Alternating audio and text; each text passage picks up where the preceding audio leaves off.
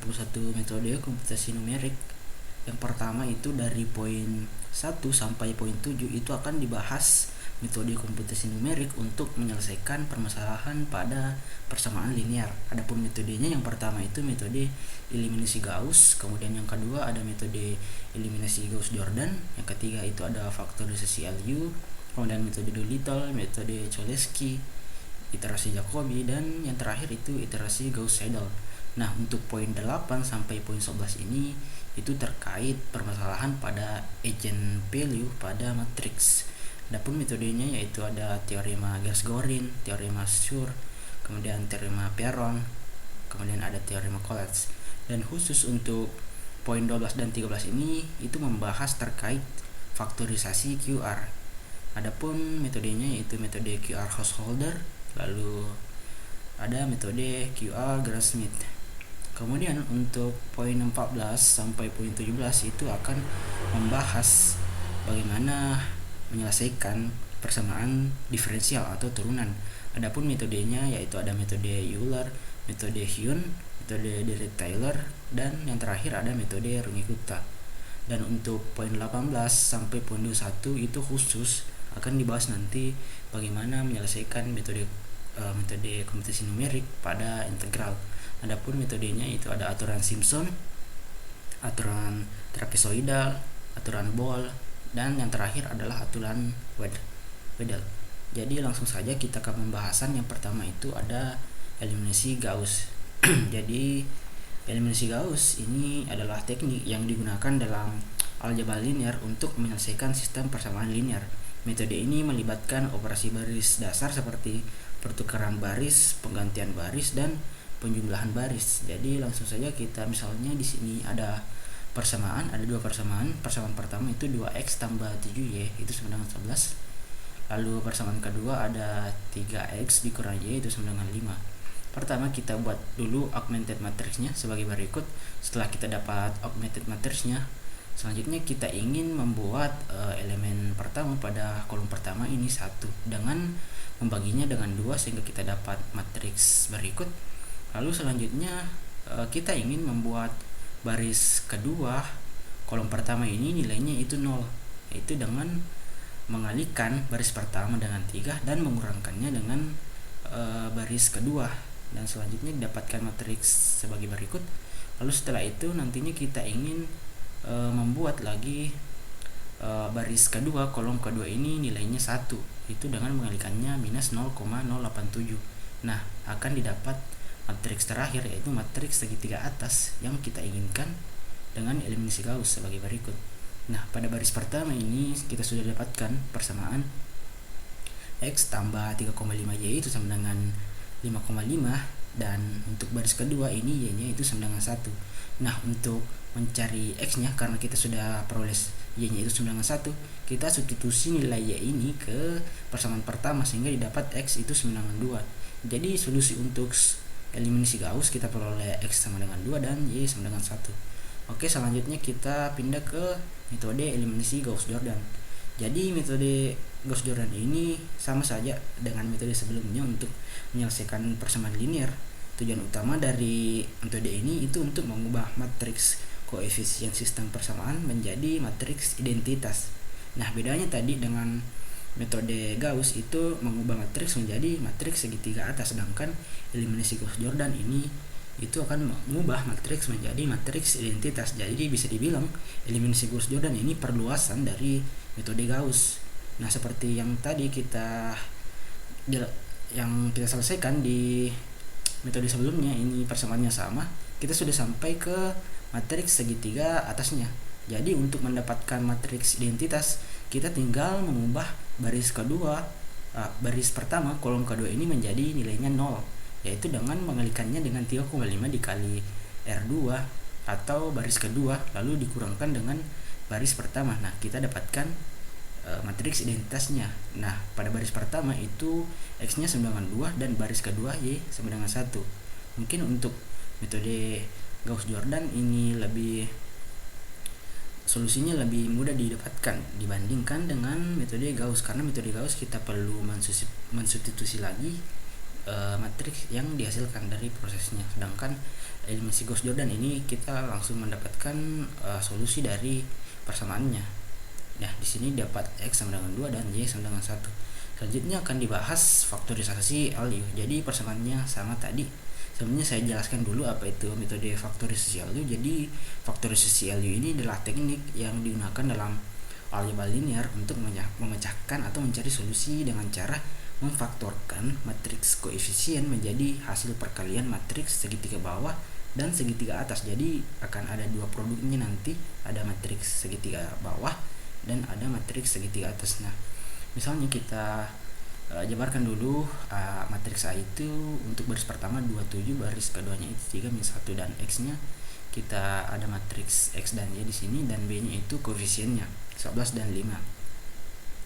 Selanjutnya dengan menggunakan eliminasi Gauss itu akan didapatkan nantinya matriks 2 kali 2 dengan baris pertama itu 27 dan baris kedua 0 min 23 per 2. Nah, dari hasilnya ini itu akan diperoleh matriks U-nya yaitu matriks yang tadi, dan matriks L-nya itu sebagai berikut. Hasil faktorisasi dari A-nya yaitu baris pertama 1 0 dan baris kedua 3 per 2 1. Jadi dengan faktorisasi LU didapatkan itu sebagai berikut hasilnya. Nah, selanjutnya kita ke metode Doolittle. Jadi metode Doolittle ini juga sama untuk menyelesaikan permasalahan pada persamaan linear untuk faktorisasi koefisien menjadi hasil perkalian segitiga bawah dan segitiga atas dengan elemen diagonal utama itu semua harus bernilai 1. Jadi tadi persamaannya sama sebagai berikut dan sudah dijabarkan tadi menjadi matriks augmented sebagai berikut. Lalu kita dapatkan matriks LU-nya, yaitu untuk matriks L-nya itu diagonalnya itu harus 1 dengan baris pertama 1 0, baris kedua L2 1 1, dan matriks U-nya itu pada baris pertama U11 U12 dan baris kedua 0 U22. Nah, untuk mendapatkan U11 itu sama dengan 2 dan U12 itu 7. Dan untuk pada baris kedua kolom pertama itu L21 dikali U11 kita peroleh di sini 3 per 2, dan untuk baris kedua kolom kedua itu L21 dikali U12 ditambah U22 kita peroleh min 2 per 3 min 23 per 2. Nah, setelah itu kita dapatkan matriks LU-nya sebagai berikut. Nah, setelah kita dapat matriks LU-nya, selanjutnya kita cari Y1-nya. Y1-nya itu 11, kemudian persamaan keduanya itu ada 1,5 dikali Y1 tambah Y2 itu sama dengan 5. Dengan mensubstitusi Y1 ini ke persamaan kedua, kita nanti akan peroleh Y2-nya itu sama dengan min 11 per 5, min 11,5 maaf. Nah, selanjutnya dengan menggunakan persamaan U kali X sama dengan Y, itu kita akan menghasilkan persamaan selanjutnya itu 2X tambah 7Y itu sama dengan 11. Dan persamaan keduanya itu ada min 11,5Y sama dengan min 11,5. Dan kita akan substitusi persamaan ini, kita akan peroleh Y-nya itu kan 1, lalu kita masukkan di sini. Nantinya akan diperoleh X itu dari persamaan pertama dengan mensubstitusi nilai Y sama dengan 1, kita akan peroleh X-nya sama dengan 2. Jadi dengan metode Doolittle ini hasilnya adalah X sama dengan 2 dan Y sama dengan 1. Selanjutnya kita berpindah ke metode Cholesky. Jadi persamaannya untuk metode Cholesky ini, untuk yang pertama X tambah Y sama dengan 7, dan untuk persamaan kedua yaitu X tambah 2Y sama dengan 9. Jadi saya jelaskan dulu apa itu metode Cholesky. Jadi teknik ini sama saja dengan metode sebelumnya, yaitu untuk menyelesaikan persamaan linear. Namun untuk metodenya sendiri ini itu memfaktorkan matriks simetris positif definit menjadi hasil perkalian matriks segitiga bawah dan transpos segitiga bawah. Metode ini berbeda dengan faktorisasi LU karena hanya memerlukan setengah dari jumlah operasi yang diperlukan dalam faktorisasi LU-nya. Jadi kita jabarkan persamaan ini menjadi matriks augmented sebagai berikut. Di sini matriks A-nya itu pada baris pertama 1 1 dan baris kedua itu 1 2 dengan nilai X, XY dan B itu koefisien dari persamaannya. Pertama kita cari L11-nya itu dengan mengakarkan A11. kita peroleh L11 itu 1 dan L21 itu dengan membagi A21 dengan L11, kita peroleh 1. Lalu kita cari L22 nya, yaitu dengan mengakarkan A22 dikurang L21 kuadrat, kita peroleh 1. Jadi matriks L nya kita peroleh di sini untuk baris pertama itu 1, 0, dan baris kedua itu 1, 1. Lalu kita akan mengalihkan L dengan L transposnya. Kita peroleh matriks 2 kali 2 dengan baris pertama itu 1, 1 dan baris kedua 1, 2, sehingga kita peroleh nantinya untuk A nya itu 1, 1 dan 1, 2. Dan kita akan gunakan perkalian L dengan L transposnya nanti ini untuk mencari nilai X dan Y nya. Nah di sini untuk hasilnya di sini kita dapatkan persamaan Y1 itu 7 dan Y1 tambah Y2 itu 9. Kita akan gunakan Y1 ini untuk mencari Y2 nya. Di sini kita peroleh Y2 nya itu 9 dengan 2.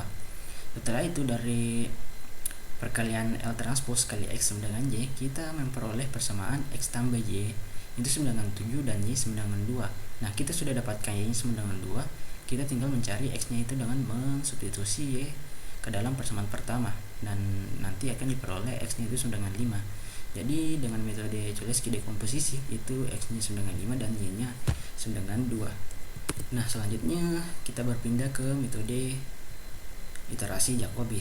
Jadi metode iterasi Jacobi ini adalah metode yang digunakan untuk menyelesaikan sistem persamaan linear dengan pendekatan iteratif. Metode ini melibatkan pemecahan matriks koefisien menjadi dua matriks, yaitu matriks diagonal dan matriks non diagonal.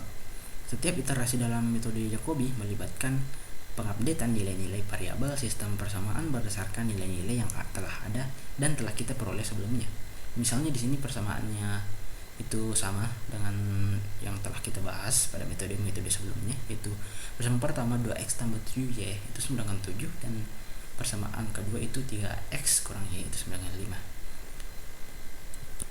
5. Untuk rumus dari iterasi Jacobi itu x k tambah 1 itu 9 dengan sepertiga dikali 5 tambah y k, dan untuk nilai y nya itu y k tambah 1 dengan sepertujuh dikali 11 dikurang 2x k, dan nilai inisialnya untuk melakukan iterasi untuk x nya itu 9 dengan 0 dan y nya 9 dengan 0. Ini akan kita masukkan ke rumus dan kita peroleh untuk iterasi pertama x1 nya itu 1,6667 dan y nya itu 1,5714, dan nilai ini akan kita pergunakan di iterasi selanjutnya. Dan sampai ke iterasi kelima kita peroleh x5 nya itu 1,997, y nya itu 0,052. Nah ini akan kita lakukan sampai iterasi ke-8. Nah kita lihat pada iterasi ke-8 itu nilai x nya itu sudah mendekati 2 dan nilai y nya itu sudah mendekati 1, sehingga kita peroleh untuk menggunakan metode iterasi Jacobi itu kita peroleh x nya itu 9 dengan 2 dan y nya itu 9 dengan 1. Nah selanjutnya kita berpindah ke metode iterasi Gauss-Seidel. Kita gunakan persamaan yang sama. Nah bedanya di sini kita menggunakan inisial nilainya itu setelah kita gunakan inisial pertama untuk mencari x1. Nah nilai x1 ini akan digunakan untuk mencari y1 pada iterasi pertama, dan nilai yang telah didapatkan pada iterasi pertama itu akan digunakan pada iterasi kedua, dan nilai dari x2 pada iterasi kedua itu akan dipakai lagi untuk mencari y2 pada iterasi kedua, berbeda dengan metode iterasi sebelumnya. Jadi di sini kita lihat pada iterasi kelima itu sudah diperoleh x5 nya itu 2 dan y5 nya itu sama dengan 1. Jadi dengan menggunakan iterasi Gauss-Seidel itu kita cukup hanya sampai ke 5 iterasi untuk mendapatkan solusi dari x nya itu sama dengan 2 dan y itu sama dengan 1.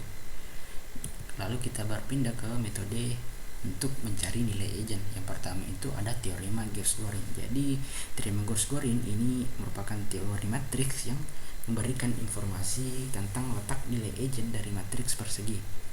Teorema ini menyatakan bahwa setiap nilai eigen dari matriks terletak di dalam atau pada batas dari lingkaran Gauss-Gorin.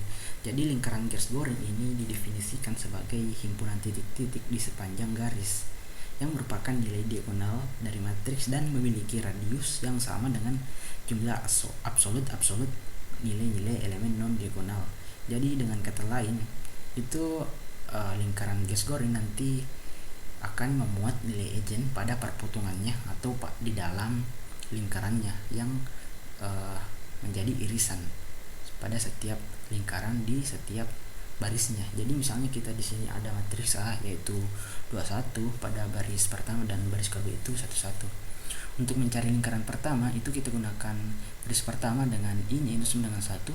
Di sini titik pusatnya itu 11 itu sama dengan 2, dan untuk mencari R-nya itu 1 2 mutlak ditambah dengan -1. Kita peroleh untuk jari-jarinya itu 2, dan untuk lingkaran kedua kita gunakan baris kedua dengan pusat 1 yaitu A22, dan untuk mencari nilai jari-jarinya itu A12 ditambah dengan -1 itu kita peroleh 2.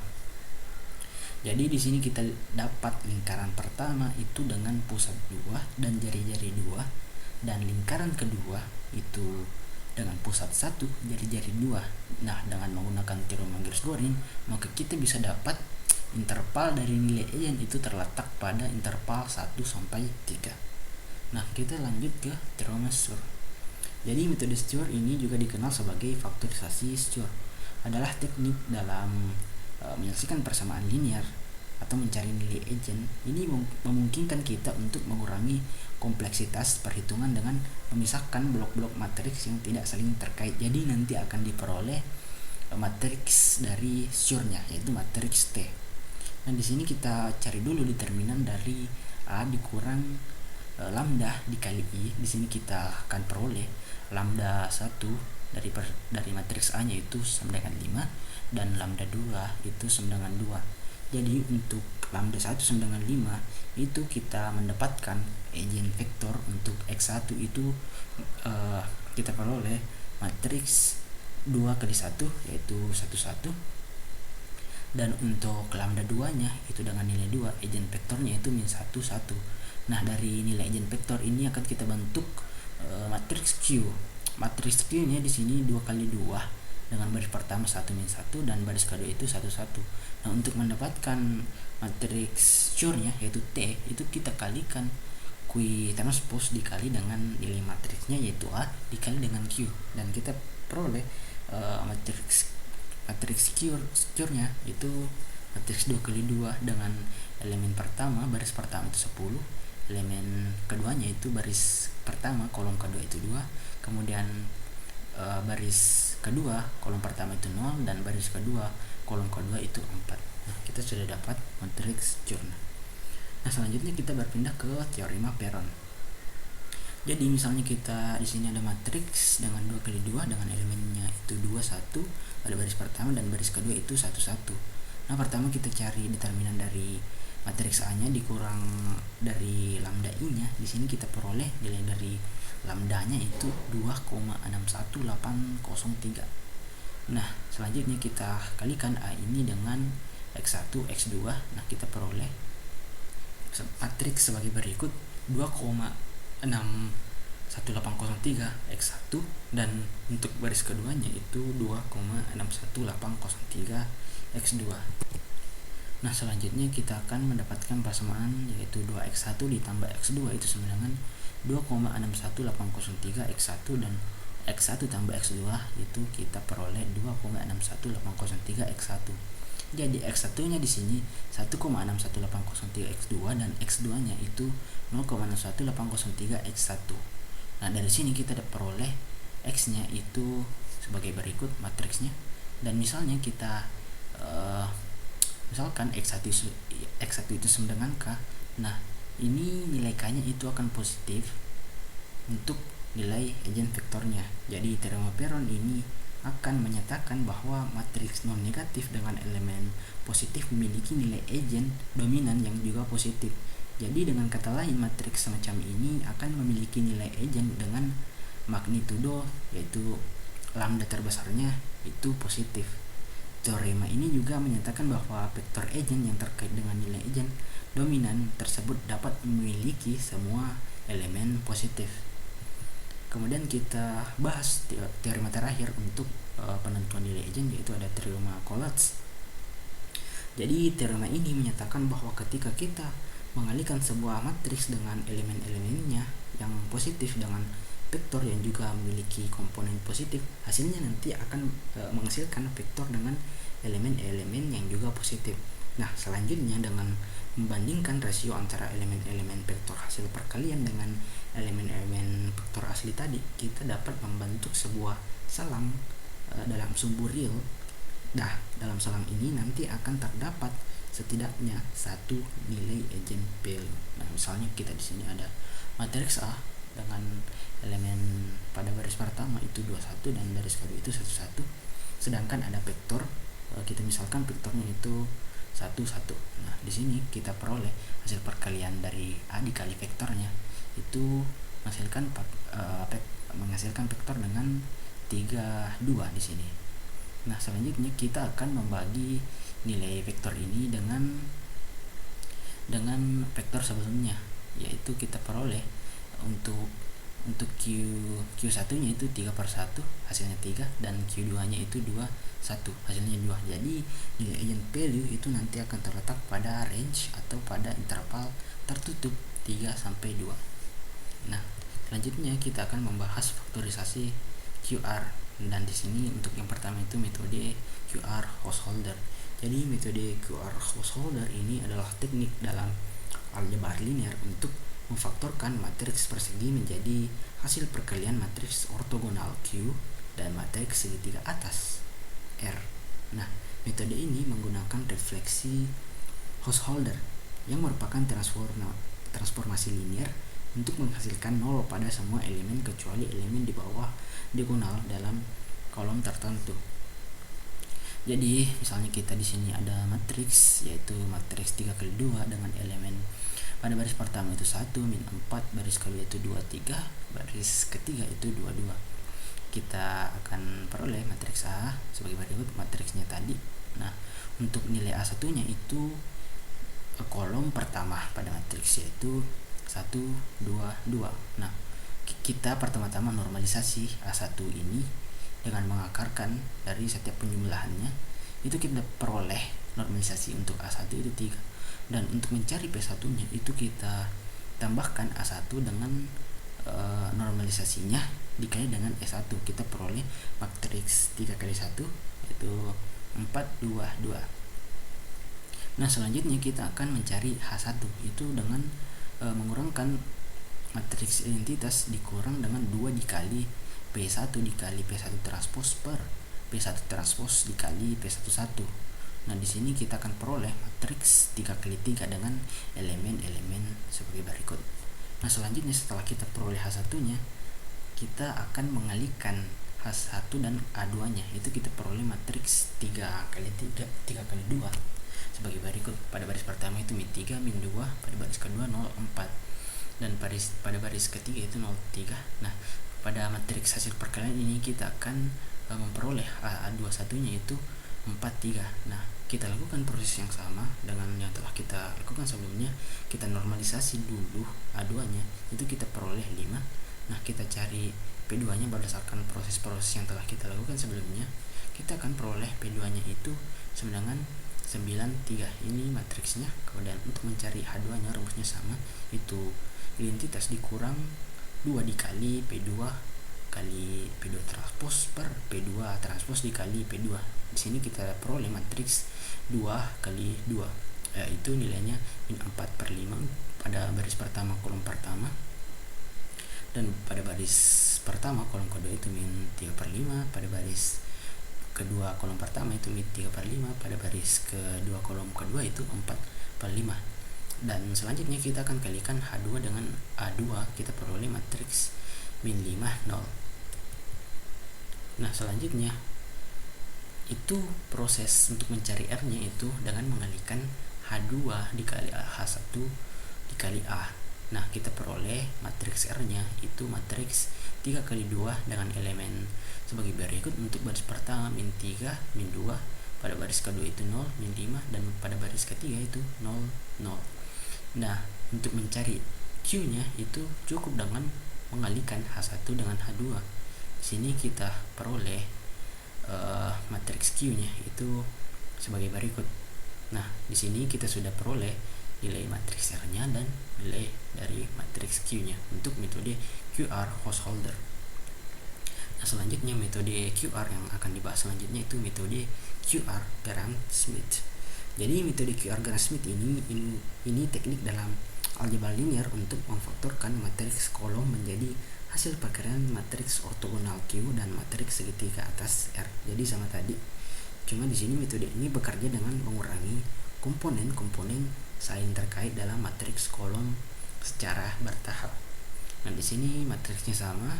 Pertama kita dapatkan atau kita cari Q1 aksennya itu dari kolom pertama pada matriksnya, itu didapat pada matriks ini 1, 2, 2. Nah, kita cari R11-nya dulu dengan melakukan proses normalisasi pada Q1 aksen. Di sini kita peroleh hasilnya itu 3. Selanjutnya untuk mencari Q1-nya itu dengan rumus sebagai berikut, yaitu 1 per hasil normalisasi dari Q1 aksen dikali dengan Q1 aksennya, kita peroleh matriks sebagai berikut. Nah, selanjutnya R12-nya itu dengan mengalikan Q1 transpose dikali A2-nya, kita peroleh hasilnya untuk R12 itu 9/2. Setelah kita dapat nilai Q1 dengan R12, selanjutnya kita juga akan mencari nilai dari Q2 aksennya itu berapa, R22-nya dan Q2-nya. Itu rumusnya sama. Di sini kita peroleh hasil dari Q2 aksennya itu sebagai berikut, yaitu min 14/3 untuk baris pertamanya, untuk baris keduanya itu 5/3, untuk baris ketiganya itu 2/3. Dan untuk R22-nya itu dengan melakukan proses normalisasi pada Q2 aksen, kita peroleh di sini 5 hasilnya. Dan untuk Q2 itu rumusnya 1/2 dari hasil normalisasi dari Q2 aksen dikali Q2 aksen itu sendiri. Nah, di sini kita peroleh hasilnya. Matriksnya untuk baris pertama itu min 14/5, untuk baris kedua itu 1/3, dan baris ketiga 2/15.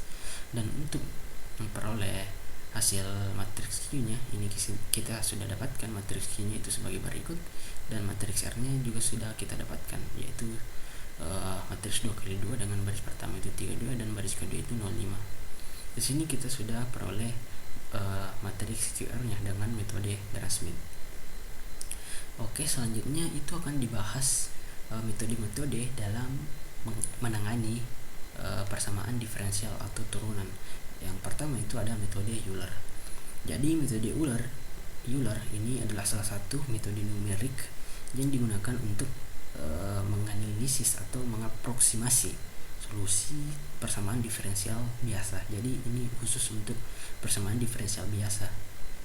Nah, metode ini menggunakan pendekatan iteratif dengan menggantikan turunan. Jadi misalnya kita di sini diberikan y aksen itu min 2x dikurang y, untuk y0-nya itu 9/1 hanya itu 0,1, dan y 0,5-nya itu berapa ya. Ini nanti akan kita cari nilai y pada x 0,5 itu berapa. Untuk Euler method itu untuk mencari y1-nya rumusnya sebagai berikut, yaitu y0 ditambah langkah itu h dikali fungsi x0, y0. Di sini kita peroleh y1-nya itu 0,9. Nah, dari hasil y1 ini kita akan gunakan pada iterasi selanjutnya, dan y2-nya ini kita peroleh 0,79, dan proses ini itu akan kita lakukan hingga memenuhi langkahnya yaitu 0,5. Di sini kita peroleh langkahnya itu berhenti pada iterasi kelima, dan diperoleh y-nya itu 0,4095 untuk menggunakan metode Euler. Selanjutnya metode yang lain itu ada metode Heun. Jadi metode Heun ini juga bisa dikenal atau dikatakan improvisasi atau peningkatan dari metode Euler yang telah kita bahas sebelumnya. Jadi ini juga membahas tentang penyelesaian persamaan diferensial, dan dengan metode ini kita bisa katakan ini perluasan dari metode Euler dengan langkah iterasi tambahannya. Itu menggunakan prinsip korektor dan prediktor. Dalam metode Heun ini kita membagi interval waktu kecil menjadi langkah-langkah yang sama dan memperkirakan nilai fungsi pada setiap langkah menggunakan persamaan diferensial.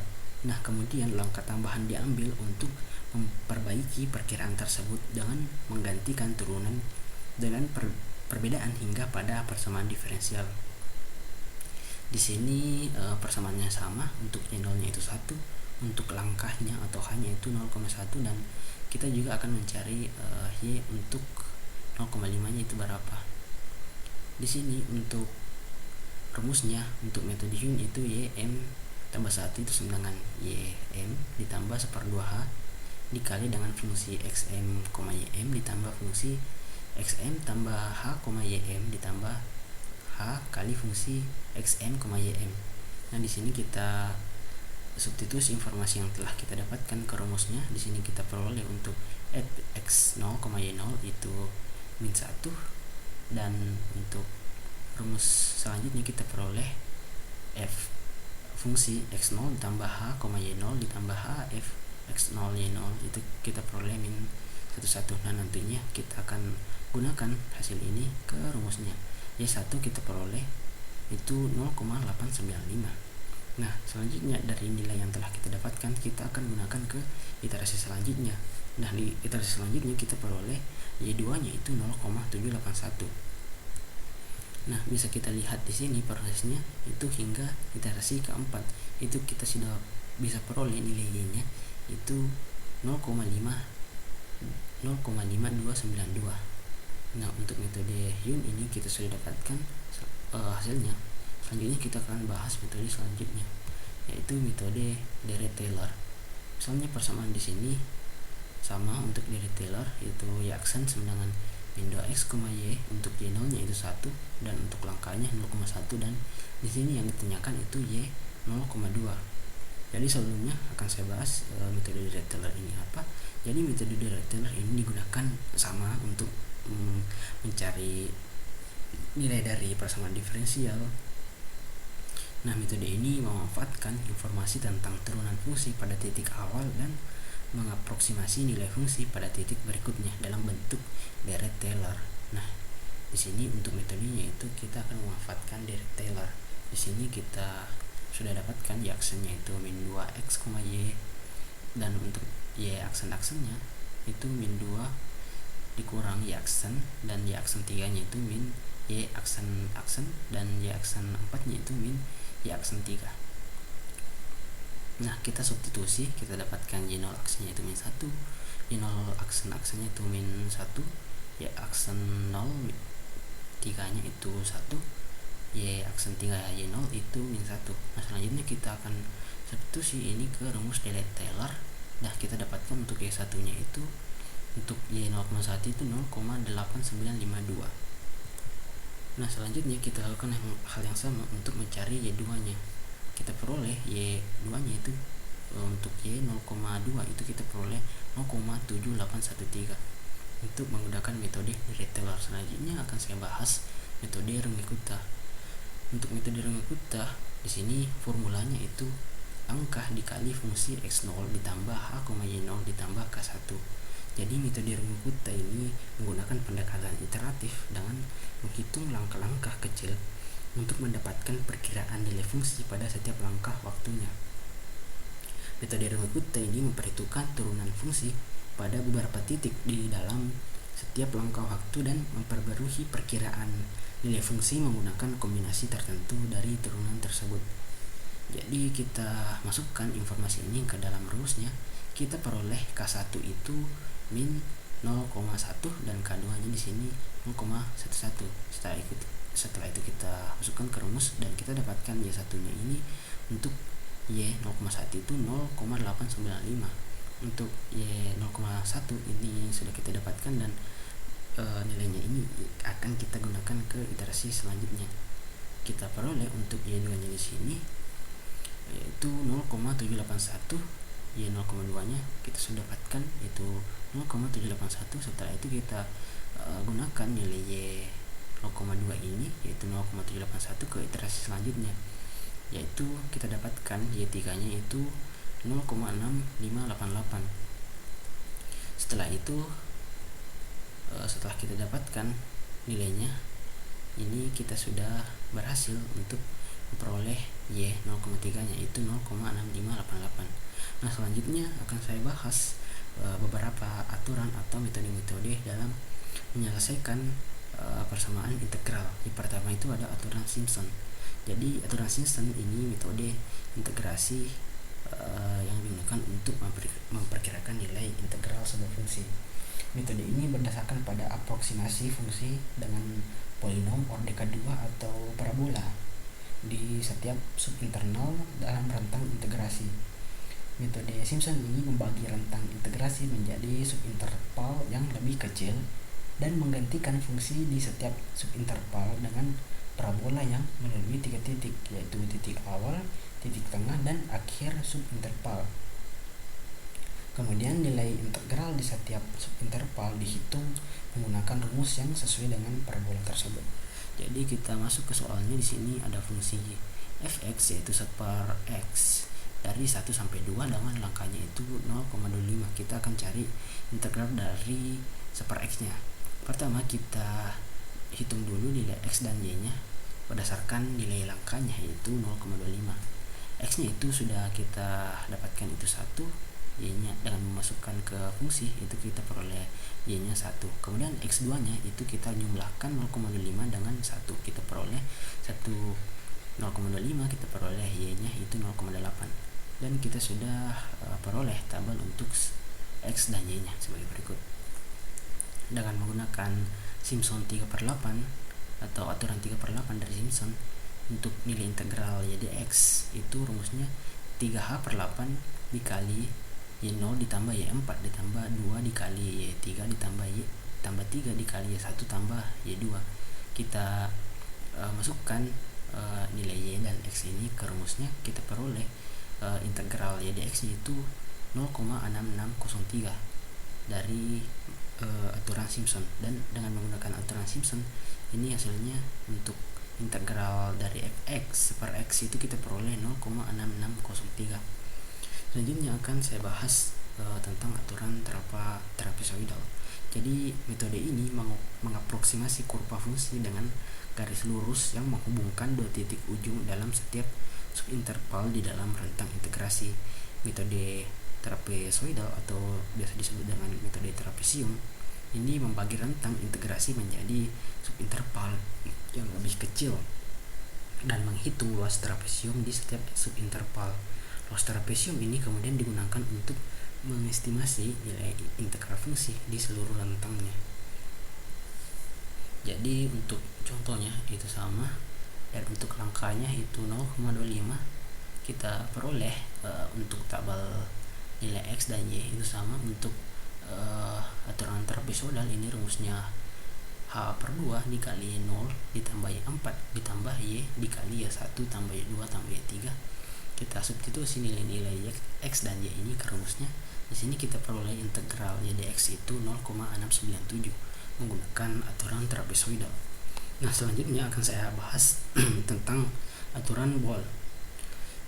Aturan Boole juga dikenal sebagai aturan 5/4. Jadi metode ini membagi rentang integrasi menjadi subinterval yang lebih kecil dan mengaproksimasi fungsi dalam setiap subinterval dengan polinom orde 4 atau kuartik. Jadi metode Boole ini menghitung luas di setiap subinterval menggunakan rumus yang sesuai dengan polinom kuartik tersebut dan kemudian menjumlahkan luas di seluruh subinterval untuk mendapatkan estimasi nilai integral fungsi di seluruh rentangnya. Nah, di sini sama tadi untuk fungsinya fx per x dari 1 sampai 2 untuk nilai langkahnya itu 0,25. Kita peroleh tabel untuk nilai x dan y. Adapun untuk rumus Boole-nya itu 2h/45 dikali y7 dikali y0 ditambah y4 ditambah 32 dikali y1 tambah y3 ditambah 12 dikali y2 ditambah 14 dikali 0 nantinya. Nah, di sini kita substitusi nilai dari tabel ini ke rumusnya. Di sini kita peroleh integral y dx-nya itu 0,6932 dengan menggunakan aturan Boole. Selanjutnya untuk aturan terakhir itu saya akan bahas tentang aturan Wedel. Jadi aturan Wedel ini juga dikenal sebagai aturan 7/6. Metode iterasi numerik yang digunakan untuk mengestimasi nilai integral sebuah fungsi. Jadi metode ini menggunakan perluasan dari aturan Simpson yang menggunakan polinom orde 6 untuk mengaproksimasi fungsi dalam setiap subinterval. Metode ini membagi rentang integrasi menjadi subinterval yang lebih kecil dan menghitung luas di setiap subinterval menggunakan rumus yang sesuai dengan polinom tersebut. Kemudian luas di seluruh subinterval ini nantinya akan dijumlahkan untuk mendapatkan estimasi nilai integral fungsi di setiap rentangnya. Jadi untuk nilai fungsinya itu separ X dari 1 sampai 2 dengan nilai langkahnya itu 0,667. Dari nilai langkahnya ini kita akan peroleh tabel untuk X dan Y sebagai berikut, dan untuk rumus pedal ini itu 3H/10 dikali Y0 tambah 5Y1 ditambah Y2 tambah 6Y3 ditambah Y4 ditambah 5Y5 ditambah Y6. Dari tabel ini kita substitusi nilainya ke rumus Wedel, kita dapatkan integral Y dx itu nilainya 0,6932. Untuk menggunakan aturan Wedel kita sudah peroleh solusinya. Nah, mungkin cukup sekian pembahasan dari saya mengenai metode komputasi numerik. Cukup sekian, terima kasih.